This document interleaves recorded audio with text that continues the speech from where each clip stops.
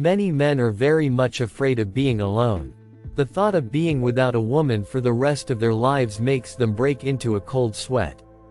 Because the matriarchal and feminist society, from his earliest years, put into his head false firmware that he was only born to serve a woman, serving it all in a beautiful wrapper called family, the unit of society, love until the grave, and so on. But let's face it, there's not much to be afraid of. Big deal. There won't be anyone to blow your mind. No one will spend your money and tell you that you have to earn more. No one will cheat on you. And immediately after cheating, provide you for tasting. Your ripped dumpling, stinking of other people's men. There will be no one to squeeze from you after your divorce, half of your property. And take away your common child, obligating you to pay child support. I'm not exaggerating. What else would you expect from a modern, emancipated woman? In a time when there is no morality whatsoever. Yes, of course. There will be nice moments when she will swear eternal love to you, and kiss you tenderly on the lips. With her mouth, in which, before you have been, an unknown number of men's cocks. Thereby turning you into a cuckold and a stag.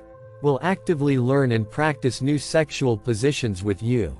And she will even, have soulful conversations with you. But poses and soulful conversations, sooner or later end. The feelings grow cold. Constant conversations, with the same person, over a long period of time, can hardly be called soulful anymore. In other words, everything turns into a complete routine. And therefore, your princess, with a very high probability, will want variety. And the easiest way to get variety is to start bullying you and blowing your mind. Your woman is going to need some fresh emotions, even if they are negative. Ladies are emotional creatures, and they can't live without fresh emotions. And when all that shit hits the fan, your so-called social unit, love to the grave and all that other stupidity, it all inevitably comes crashing down. She's a free and independent woman and doesn't have to be with you. And it doesn't matter that you have a child together. But even if you imagine that by some miraculous means you manage to avoid all this negativity, you will be faced with the fact that your relationship over time will constantly fade against the background of those bright relationships that were originally. And you will have to do a lot of work to ensure that in the end, you do not break up.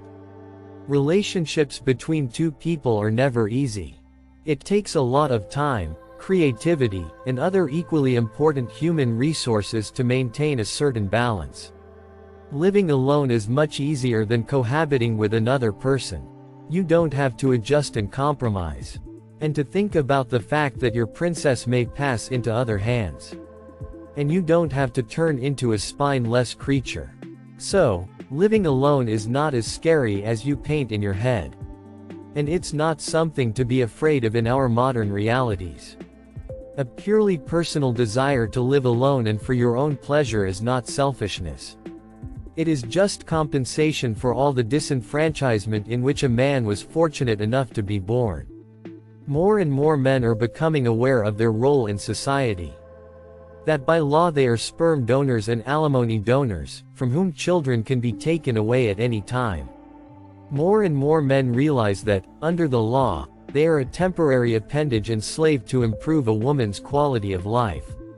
And more men realize that the marriage market is filled with slag and bio-waste. And that neither the state nor the Lord God himself gives any guarantees after going to the registry office. Who agrees with my opinion, put a like under the video. Thank you for watching.